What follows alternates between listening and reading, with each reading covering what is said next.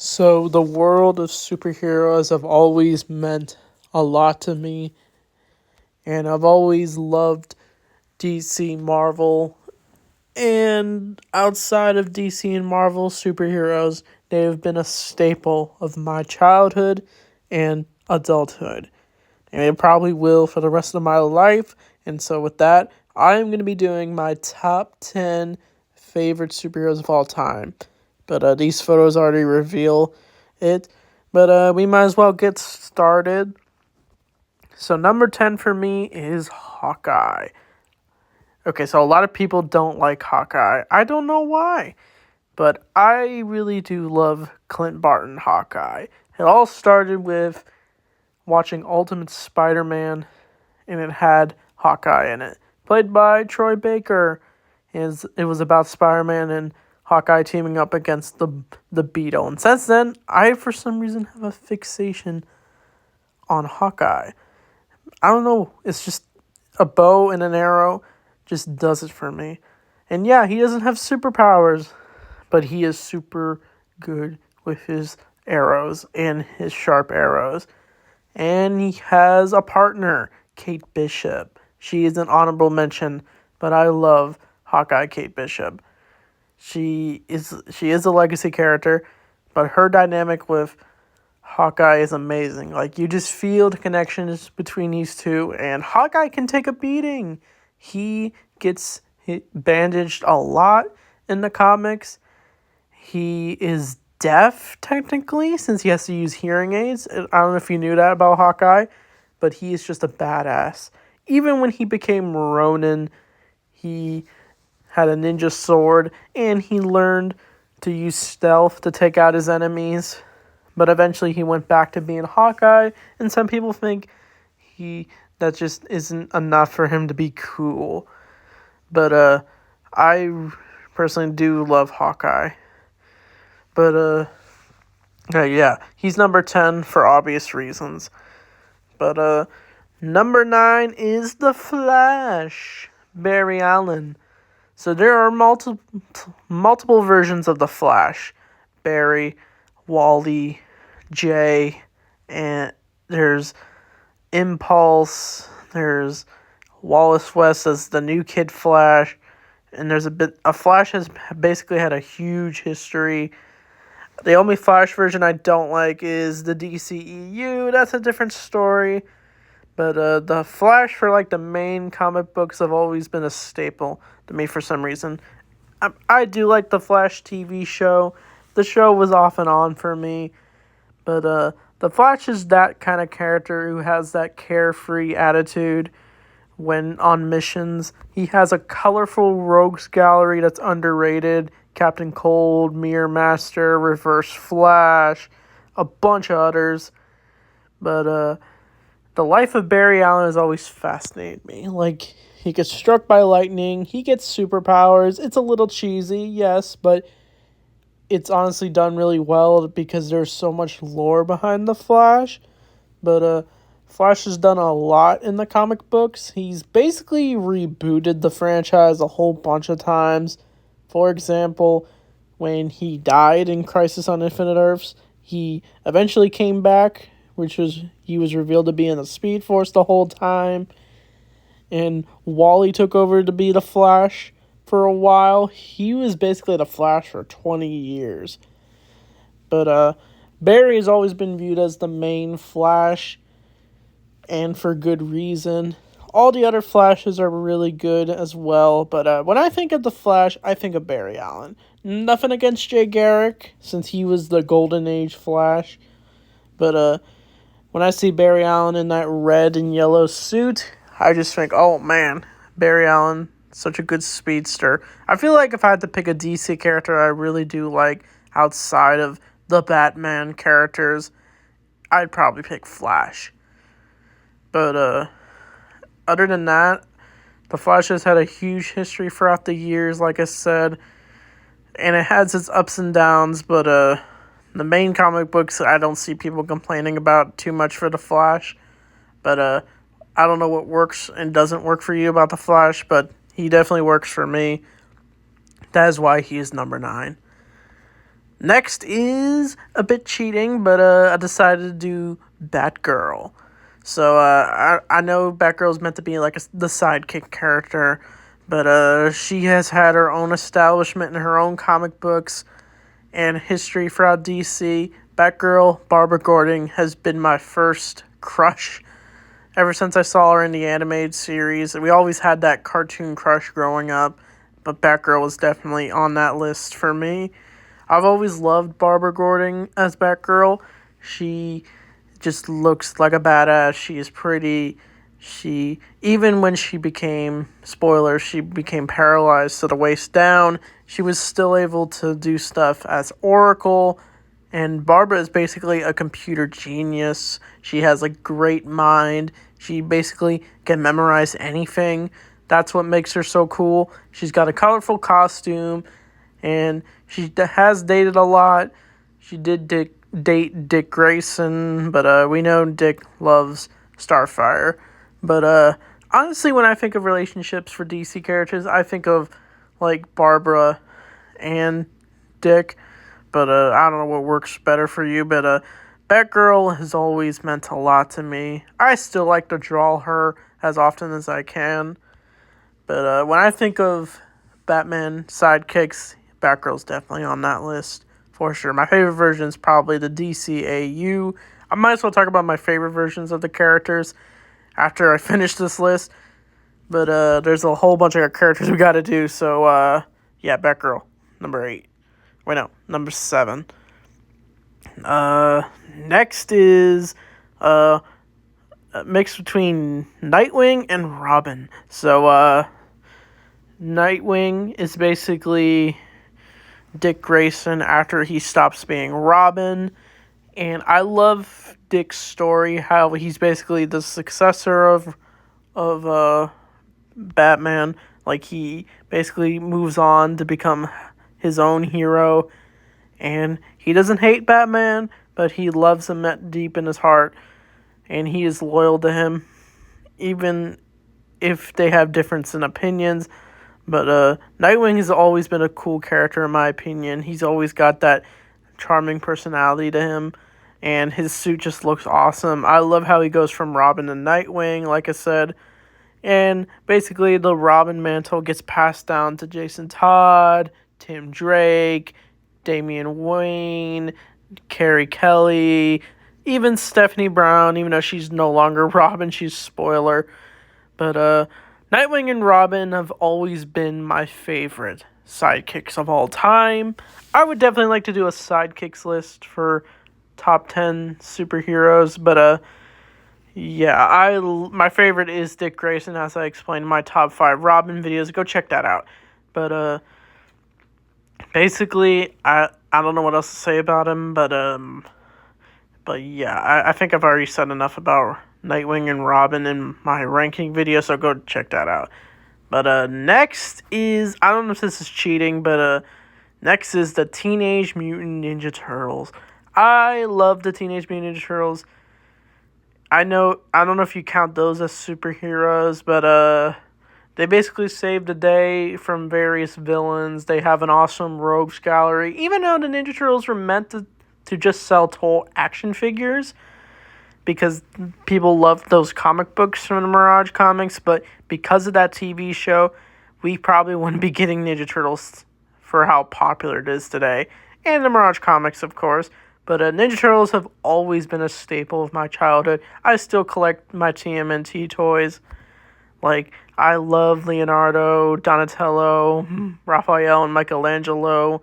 They all got their various personalities that makes them click as a team. I don't know if this counts as, like, part of the top 10 teams.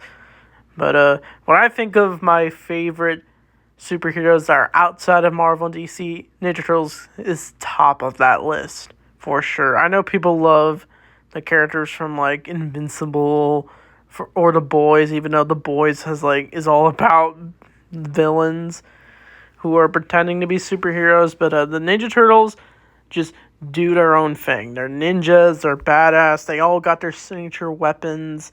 And one day I'll make a video on who my favorite turtle is. But as time goes on, I'll definitely talk more about my reasons why I love these four turtles, but enough said. My favorite is the 2012 show for obvious reasons. But next is Daredevil.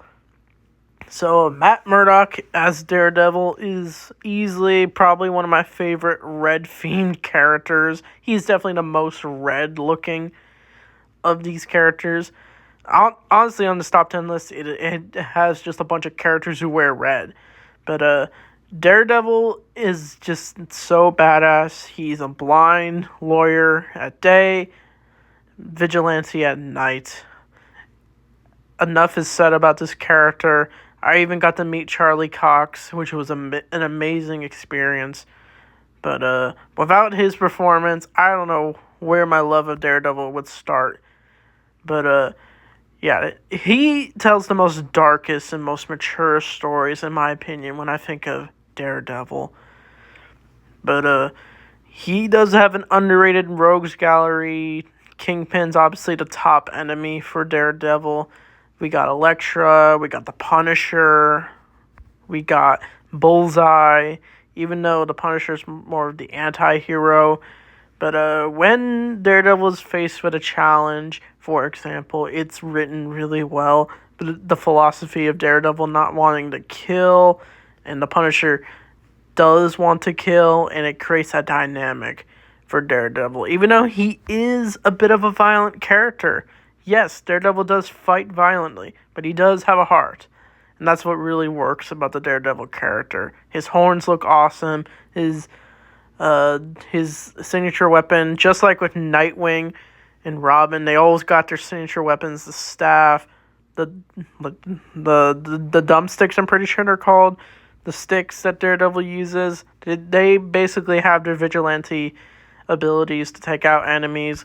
And because Nightwing and Robin have that charming personality, Daredevil has the more serious personality. I mean, yeah, he does crack jokes occasionally, but Daredevil is like the main badass who's able to fight with his radar senses, which he basically kind of does have a superpower in a way, but it's up for interpretation. But Daredevil, badass, nothing else to say. But next is the man with the claws, Wolverine. I love Wolverine, and I know a lot of you do too. If I had to think of my top X-Men character, it's Wolverine. We'll definitely do a top 5 or 10 like X-Men characters, because that is a whole other rabbit hole of like those characters of Marvel, since it feels like an entire category in itself. But Wolverine is such a badass. He just is the grumpiest, and he's also the most ageless being in Marvel. He's lived for over 200 years, and there's more characters in Marvel who've lived longer than Wolverine, but I feel like when I think of those kind of characters, I think of Wolverine. He's got an awesome yellow spandex suit. Sometimes he doesn't wear his suit, but when we do think of Wolverine, we think of this. But his claws are just so cool looking. He's able to just slice through anything. And it's already been enough said, but Hugh Jackman as Wolverine he's obviously the best when we think of Wolverine. I honestly just picture his voice or Steve Bloom's voice when I think of Wolverine. But Wolverine's even got his own lore. He's got his own solo comic book. We learn about his tragic backstory, where he grew his mutant powers, but then he loses his memories, becomes Weapon X, but then eventually he becomes the Wolverine, joins the X-Men, gets his memories back, and he's able to just keep being the badass that he is. But Wolverine was easily the best in like the X-Men movies, and a lot of people think he's overused, honestly. I see that, but like, what else is there? When we think of X-Men, we think of Wolverine. So that's what makes him so damn cool. So, yeah, next is for top 3. I'm sorry if I got the numbers out of order, but the next is Deadpool. So I grew up with Deadpool, even though I was not allowed to watch the movie back in the day, we probably all were not allowed. But the one thing I was allowed was to read his comic books. That the ones that were, I guess you can say, kid-friendly, sort of. But Deadpool is really fun. He breaks the fourth wall. He pisses off Wolverine all the time. And he literally got his own movie with Wolverine. He's got his own trilogy of movies. Same goes with Logan. But Deadpool is just a fun-loving anti-hero. That's what I love about Deadpool. He can just do his own thing at the Marvel Universe. He can poke fun at it and at the audience. He's got his own video game, which I reviewed. Go check that out.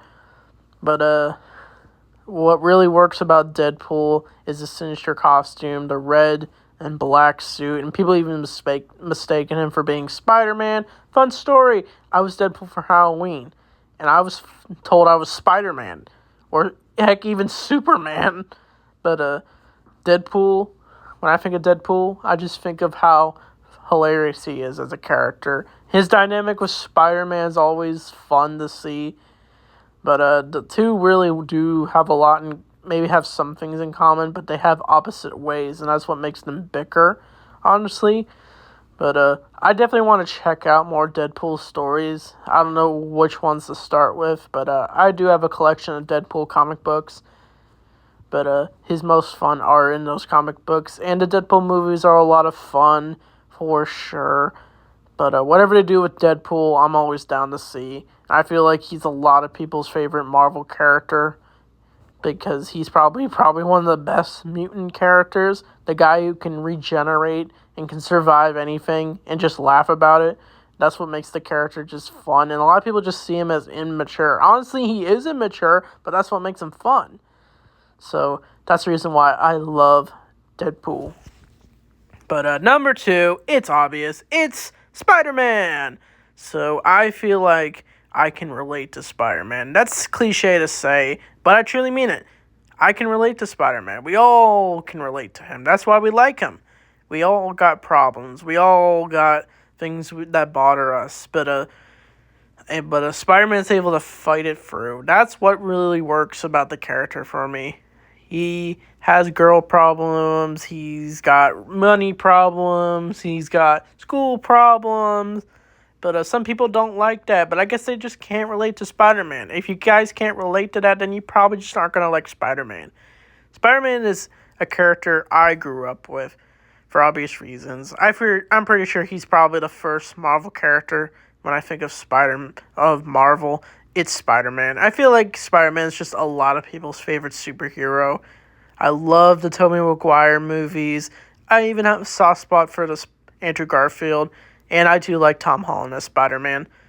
But the best thing for Spider-Man for me is the cartoons. I love Spectacular Spider-Man, the 90s Spider-Man show. Even some of the bad Spider-Man shows like Spider-Man Unlimited didn't really work for me. But overall, Spider-Man has been through so much. He's even got his own trilogy of animated movies I know it stars Miles Morales as Spider-Man, but we also got Peter B. Parker. But Spider-Man just means something to us. And the Spider-Verse stuff is what makes Spider-Man so much fun. And even the video games are so much fun. Like the Insomniac Spider-Man games, which I have not played. I'm sad to say that, but one day maybe I will play them if I ever get a PlayStation. But Spider-Man is just so much fun. Like, he can web swing. He's got his colorful outfit. There's just so much to say about Spider-Man that hasn't already been said. But that's the reason why I love Spider-Man. But number 1, it's too obvious. It's the Batman. So Batman, I feel like Batman is the biggest DC cash cow. Created by Bob Kane and Bill Finger. But Batman has been a character that I've always loved. I love his comic books. I've had a bunch of his toys as a kid. I had that little Batcave set as a kid with the Imaginext figures. Those were what drove me to love Batman. It was given a bunch of action figures. I was even allowed to watch the Michael Keaton Batman movie as a kid, even though that movie's PG-13. But Batman has been through so much content. He's probably the only character DC wants to make content right now of. And some people do want to see other stuff outside of DC than just Batman. But honestly, when I think of DC, I just think of Batman. He's basically the star of DC. Same goes with Spider-Man being the star of Marvel. But Batman just kicks ass. He's got that voice. Kevin Conroy is amazing as Batman. Rest in paradise. We got so many Batman actors. But as for my favorite live-action Batman, I probably got to go with probably the Robert Pattinson Batman. That's a weird choice, I know, but I can just relate to that version of Batman.